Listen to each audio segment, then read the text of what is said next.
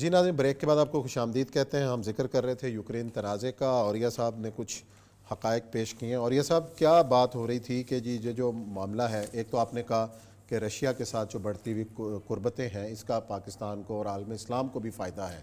دیکھیں، ایک بات ہے کہ جو آرتھوڈاکس چرچ ہے نا، وہ بنیادی طور پر وہ اپنے آپ کو عیسائی کہلاتے ہیں، بڑے اسٹرانگ ہے عیسائیت کے اوپر، بہت زیادہ اسٹرانگ، اگرچہ کہ ان کے ظلم بھی بہت رہے ہیں، بوسنیا کے اندر ظلم کیا انہوں نے، باقی چیزیں بھی، لیکن رشیا کا جو ریوائول ہوا ہے، اس میں دونوں چیزوں کا ریوائول ہوا ہے۔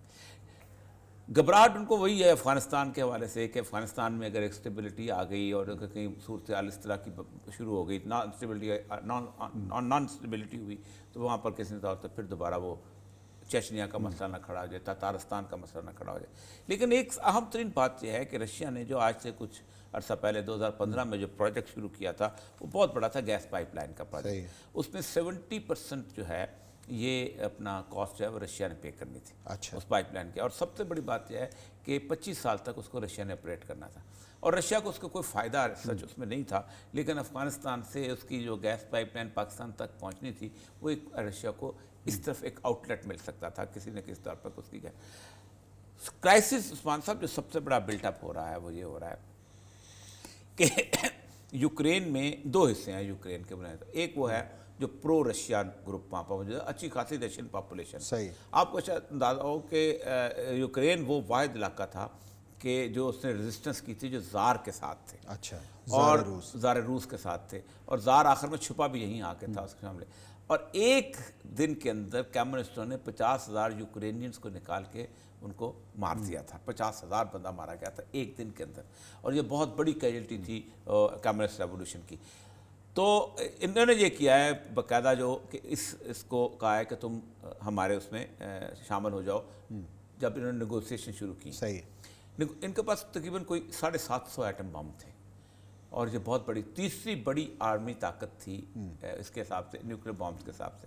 رشیا کو بھی ساتھ ملایا، رشیا کو ساتھ ملا کے کہا کہ نیگوسیشن کرو اور ہم تم کو لے۔ اب دیکھیں، جب مفادات کا مسئلہ ہوتا ہے تو 750 جو بم تھے نا، وہ انہوں نے روس کو واپس کروائے۔ اچھا، یعنی اپنے پاس نہ کہ امریکہ نے نہ یورپ نے، اس کو کروائے کہ ایک جو طاقت بنی ہے اس کو بنا رہنے دو اور نہیں نہ بنے۔ انہوں نے کہا جب تمہارے اوپر وقت آئے گا تو ہم تمہارا ساتھ دیں گے۔ اچھا، اس میں دو کام کیے گئے، ایک کام یہ کیا گیا کہ وقت ساتھ دے، مطلب نیٹو جو ہے ساتھ آئے گا تو روس، اور باقاعدہ ایگریمنٹ لکھا کہ روس اگر تم پہ حملہ کرے گا تو ہم تمہارا ساتھ دیں گے، اور روس کو یہ ایٹم بم واپس کرائے۔ اب روس نے 2014 میں وہاں حملہ کیا تو ہوا یہ تھا کہ افغانستان سے یہ نکل رہے تھے، اسلحہ بیچنے کی صورت ہے، انہوں نے کہا جنگ کو اور بھڑکاؤ۔ انہوں نے پھر وہاں پر وہ سارے کا سارا جو ہے نا وہ انسرجنسی شروع کی، اور پھر اسلحہ بھیجا اور سب کچھ کیا، 10-12 جگہ پہ انہوں نے قبضہ کر لیا، قبضہ کر کے یہ انٹرنیشنل لیول پہ دکھاتے رہے۔ وہ الیکٹڈ پریزیڈنٹ تھا، اچھا، وہ وکٹر جو تھا وہ الیکٹڈ پریزیڈنٹ تھا، لیکن کہتے تھے جمہوری جدوجہد ہے۔ آپ کو یاد ہوگا کہ 2014 میں جب وہ فروری مارچ میں، تو عمران خان صاحب یوکرین کا مثال دیا کرتے تھے، وہ دیکھو عوامی طاقت یوکرین میں، انہوں نے اٹھا کے پرے مارا، وہ الیکٹڈ پریزیڈنٹ کو اٹھا کے پرا مارا، اٹھا کے پرے مارا، اور پوری دنیا یہ کہہ رہی تھی کہ یہ جمہوری جدوجہد ہے، اور جمہوری ملک کہہ رہے تھے۔ انہوں نے باقاعدہ پھر اس کو پمپ کر کے، وہ بیچارہ جو ہے اس نے گاڑی میں بیٹھا، ایک دن گاڑی میں بیٹھ کے اس کو وہاں کر، اس کے بعد پورے 3 سال اس بندے کے خلاف پراپیگنڈا کیا، کرپٹ تھا، یہ اس کا لائف سٹائل تھا۔ آپ کو پتہ ہے یوکرین پریزیڈنٹ کے خلاف کرپشن کے کہانیاں، افسانے اور یہ وہ، تاکہ مکمل طور پہ کریڈیبلٹی جو ہے وہ ختم کی جائے۔ اب اس سارے معاملے کے اندر آخر میں جب پک گیا مسئلہ، جب وہاں سے نکلے 15 اگست کو، پھر انہوں نے کہا اب ٹائم آ گیا ہے اس جنگ کو آگے بڑھانے کا۔ صحیح۔ یعنی پورے کا پورا خرچہ کروایا جرمنی کا، جرمنی نے پائپ لائن بچھائی، زیر زمین سے پائپ لائن بچھائی، اس کو کہا خبردار اب تم نہیں کرے گے۔ اور اس کے بعد انگلینڈ کے اندر جو اس وقت ان کے بہت بڑے بڑے سرمایہ دار $3 بلین کے ورث والے رشیا، انہوں نے اکاؤنٹ فریز کر دی۔ جاپان ختم، یہ رشیا کا جو آئل ہے اس کا مسئلہ یہ ہے کہ وہ اگر وہ نہیں بیچے گا تو اس کے لیے مسئلہ بن جائے گا۔ لیکن سب سے بڑی بات یہ ہے کہ آپ اندازہ کریں کہ روس جو ہے، یہ جس وقت سوویت یونین ٹوٹا تھا تو یہ گندم امریکہ سے اور آسٹریلیا سے منگاتا تھا۔ اچھا، اب روس اور یوکرین دونوں مل کے دنیا کو 25% گندم ایکسپورٹ کرتے ہیں، جس میں پاکستان بھی شامل ہے، ہم بھی یوکرین سے منگاتے ہیں۔ یعنی یہ بالکل، اور پورے کا پورا میدانی علاقہ ہے یوکرین کا، آگے جا کے کہیں پہاڑ آتے ہیں۔ وہ جو میں بتا رہا تھا نا کہ جو پرزنس جغرافی جو کتاب ہے ٹم مارشل کی، اسی بات پہ اصل مسئلہ یہ ہے کہ جنگ ہو گئی ہے شروع، دو بڑے 40-70 سال بعد عالمی لیول پہ دو برابر میں آئے. ورنہ ہوتا کیا تھا, ایک چوہے کے ساتھ بلی کا کھیل چلتا تھا. چوہا افغانستان ہے, چوہا جو ہے عراق ہے, چوہا بلی ہے, لیکن ہوتا یہ تھا کہ آخر میں چوہا بلی کو مار کے بھگا دیتا تھا. یہ اب دیکھیں اس بڑی جنگ کے اندر ہوگا کیا. ہوگا یہ کہ پھر یورپ ایران ہوگا, یا پھر ہم جیسے ملکوں کے اوپر مسئلہ بنے گا. معاملہ وہی بن جانا ہے. اکنامک صورتحال وہ ہونی ہے کہ جرمنی میں وہ بوری بھر کے لے کے جاتے تھے ڈبل روٹی خریدنے کے لیے, اور وہاں جا کے پتہ چلتا تھا کہ ریٹ بڑھ گیا ہے, واپس آتے تھے اور تھوڑے سے نوٹ اور لے کے جاتے تھے اتنا. اچھا, اور یہ سب رحمان ملک صاحب سابق وزیر داخلہ پیپلز پارٹی کے اہم رہنما, کورونا سے لڑتے ہوئے آج صبح ان کا انتقال ہوا. ایک اور اہم جو پچھلے دنوں بڑے سینئر صحافی دید شنید کے نام سے کالم لکھا کرتے تھے, رفیق ڈوگر صاحب, ان کا انتقال ہوا. ایک ہمارے استاد آج ہی ڈاکٹر مہدی حسن صاحب شعبہ ابلاغیات میں رہے, ہم ان سے پڑھے بھی ہیں, ان کا بھی آج انتقال ہوا ہے. اور رفیق ڈوگر صاحب کو کینسر ہو گیا تھا, اور 20 سال پہلے تو انہوں نے کہا کہ میں نے وعدہ کیا, اللہ سے درخواست کی کہ میں ایک سیرت لکھنا چاہتا ہوں کہ جو بچوں کے لیے ہو, بہت کم لکھی گئی ہے, تو مجھے مہلت دیں. آپ اندازہ کریں کہ ڈاکٹروں نے جواب دے دیا تھا 6 مہینے کی عمر, 20 سال وہ زندہ رہے ہیں اس کے بعد کینسر کے ساتھ.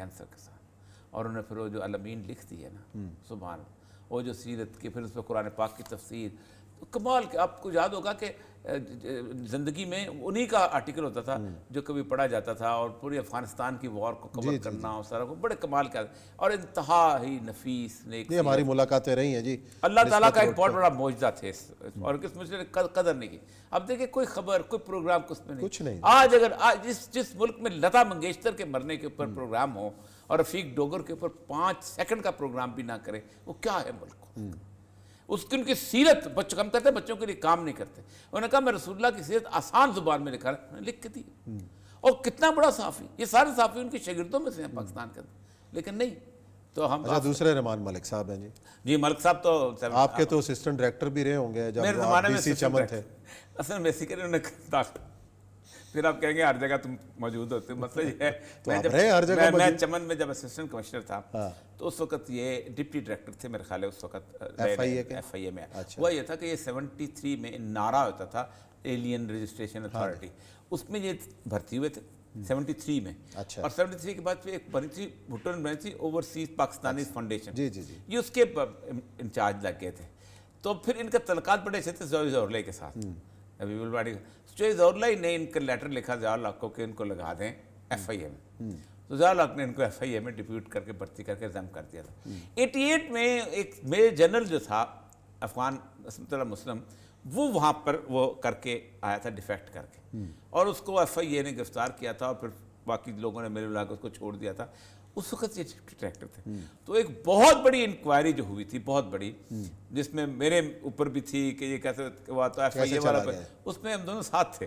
تو وہ اس کے بعد پھر ایف آئی اے پہ ایڈیشنل ڈائریکٹر جنرل بنے. یہ کھاد کے ایجنٹوں کے خلاف بڑا کام کرتے ہوتے تھے, یعنی اس وقت نا کھاد کے بامبنگ ہوتی تھی رشیا کی طرف سے, باقی جگہوں سے آتے تھے, کے جی بی اور کھاد افغانستان کی تھے.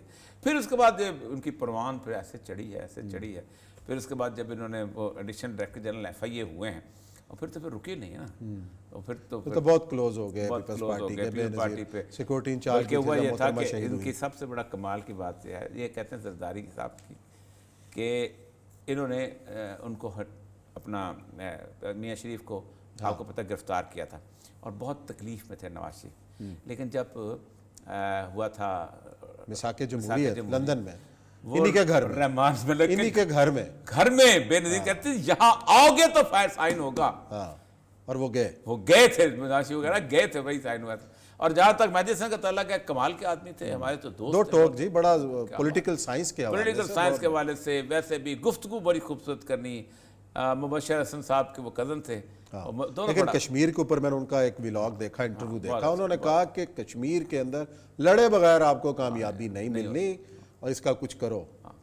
بہت کمال. اللہ تعالیٰ ان کی مغفرت کرے, ان کے لواحقین کو صبر عطا فرمائے. اسی نوٹ کے ساتھ پروگرام کا وقت ختم ہوتا ہے.